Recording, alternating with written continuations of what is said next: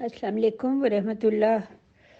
سمینا جی، میں آپ کی شکر گزار ہوں کہ آپ نے یہ موقع فراہم کیا۔ تو جیسے جیسے مجھے جو جو کچھ یاد آتا جائے گا وہ میں بیان کرتی جاؤں گی۔ کئی دفعہ سیکوینس نہیں رہتا، کئی دفعہ کوئی واقعہ پہلے ہم بھول جاتے ہیں اور بعد میں کوئی یاد آ جاتا ہے، تو اس حساب سے۔ تو باقی یہ کہ جیسے کہ آپ نے پوچھا ہے کہ کن کن مشہور ادبی شخصیات سے ملاقاتیں رہیں، تو میں نے پتہ نہیں کل عرض کیا تھا یا نہیں کیا تھا کہ ادبی رسالوں میں چھپنا تو میں تبھی سے شروع ہو گئی تھی جب میں ابھی کالج میں تھی۔ میرا مطلب second year, third year, fourth year, ان دنوں میں ادبی رسالے جو تھے ان کو اپنی پوئٹری بھیجتی تھی۔ ڈاک کا ہی زمانہ تھا اس وقت تو، اور وہ سبھی اس کو خوشی سے چھاپتے تھے۔ اور آگ کے وہ تھے ایڈیٹر وزیر آغا صاحب تھے۔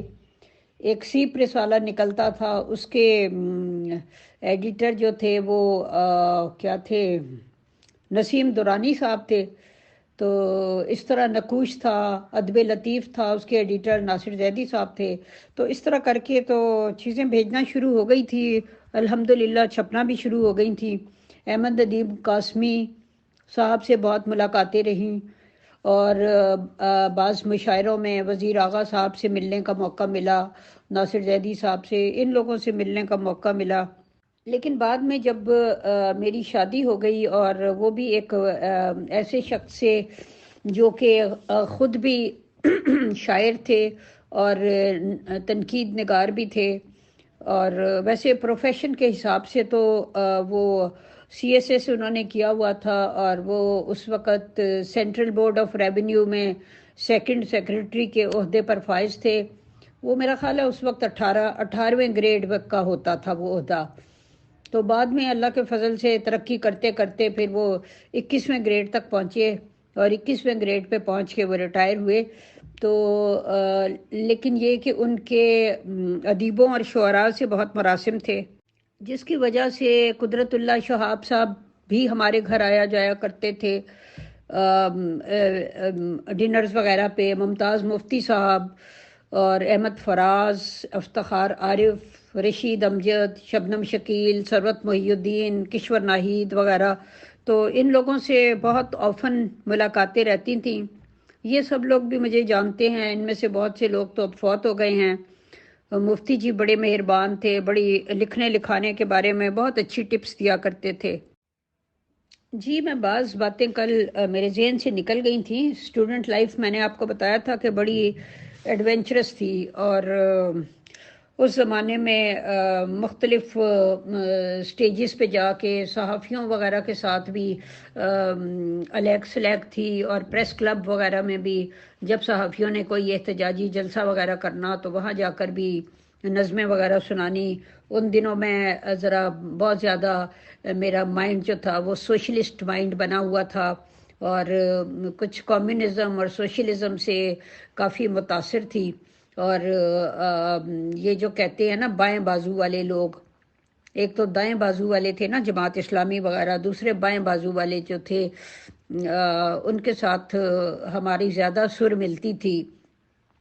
تو ان دنوں میں اس طرح کی نظمیں لکھا کرتے تھے: سرخ انقلاب اب یہاں ضرور آئے گا، مثال کے طور ہیں تو بچگانہ سی، لیکن یہ کہ میں اس کے بھی اس عمر میں وہی کچھ اچھا لگ رہا ہوتا ہے، بعد میں اپنی ہی تحریریں بچگانہ لگنے لگتی ہیں، انسان آؤٹ گرو کر جاتا ہے۔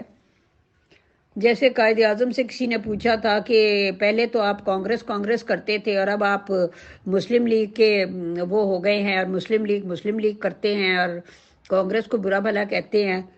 تو یہ قائد اعظم نے فرمایا کہ جی میں کبھی 5ویں جماعت میں بھی پڑھتا تھا۔ تو انسان کی اس ایج کے حساب سے ہی اس کی شاعری، اس کی سرگرمیاں، اس کی سوچیں، وہ سب کچھ اسی ایج کے حساب سے ہوتا ہے۔ وقت کے ساتھ ساتھ انسان سمجھدار ہوتا جاتا ہے۔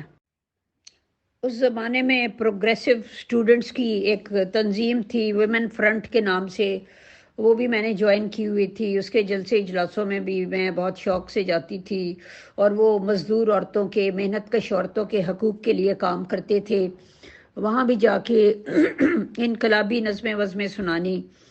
تو اس قسم کے اس وقت لکھتے تھے: کبھی تو جگمگائیں گے میرے وطن کے بام و در، کبھی تو مسکرائے گی یہاں بھی ناچتی سحر، میرے مچلتے گیت کو نہ ہوگا پھر کسی کا ڈر، نئی صبح کا گیت سارا دیس مل کے گائے گا، سرخ انقلاب اب یہاں ضرور آئے گا.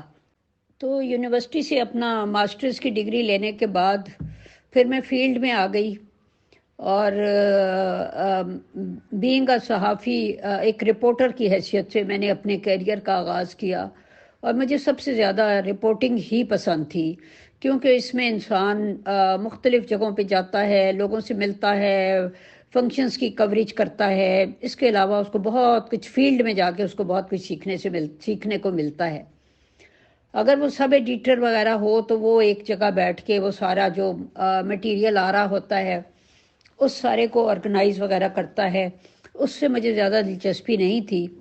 میں تھوڑا بہت شاید وہ کام بھی کیا ہوگا 2-4 دن، لیکن بیسک میرا فیلڈ جو تھا وہ رپورٹنگ تھی.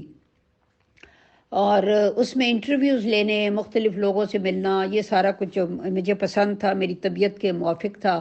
اور اس کے علاوہ پھر میں مختلف جتنے بھی ہفتے بھر میں پنڈی شہر میں جو بھی پروگرامز ہوتے تھے ان کی رپورٹنگ کرتی تھی. اور اس کے بعد ہفتے کے بعد میرا ایک کالم جو تھا وہ اس پہ مڈل اسپریڈ جو تھا، ایک رسالہ نکلتا تھا، شہاب اس کا نام تھا، بشیر الاسلام عثمانی صاحب نے وہ شروع کیا تھا. تو مڈل اسپریڈ میں سوشل راؤنڈ اپ کے نام سے وہ کالم چھپتا تھا، اور وہ خاصا پاپولر تھا، اور لوگوں کو بڑا شوق ہوتا تھا کہ جو میں نے رپورٹنگ کی ہے اس میں کہیں نہ کہیں ان کا نام بھی آ جائے، کیونکہ وہ بہت ہی دلچسپ انداز سے میں وہ سارے واقعات بیان کرتی تھی اور وہ سارا کچھ جو تھا. تو اکثر لوگ ضرور اس پہ اپنا نام تلاش کرتے تھے. تو اگر میں نہیں لکھتی تھی تو مجھ سے شکوہ بھی کرتے تھے کہ ہمارا بھی پروگرام میں آپ آئی تھیں، آپ نے ہمارا ذکر نہیں کیا. تو بہرحال یہ اس زمانے کی باتیں ہیں. اس طرح کام چلتا رہا. مساوات اخبار میں بھی میں نے کام کیا، نوائے وقت میں کام کیا. اس کے علاوہ فری لانسر کے طور پہ بھی میں کام کرتی تھی. کراچی سے ایک میگزین نکلتا تھا صورت، اس کے لیے بھی میں لکھ کے بھیجتی تھی. تو اس کے علاوہ میں کئی ان پہ نا کام کرتی تھی. اس کے علاوہ ریڈیو وغیرہ کے پروگرامز میں بھی جاتی تھی، جو بھی مشاعرے وغیرہ ہوتے تھے. کئی دفعہ کوئی ڈیکلیمیشن، کوئی مذاکرہ وغیرہ ہوتا تھا، اس میں وہ لوگوں کو، خواتین کو اظہار خیال کے لیے بلاتے تھے، اس میں بھی جاتی تھی. تو میری اسی طرح کی ایسا ہی میرا ایکسپوئر تھا، اسی طرح کی میری لائف تھی. اس دوران میں نے گورنمنٹ سروس کے لیے بھی اپلائی کیا ہوا تھا. تو پھر مجھے وہ کال آ گئی، تو پھر میں منسٹری آف ٹورزم میں چلی گئی.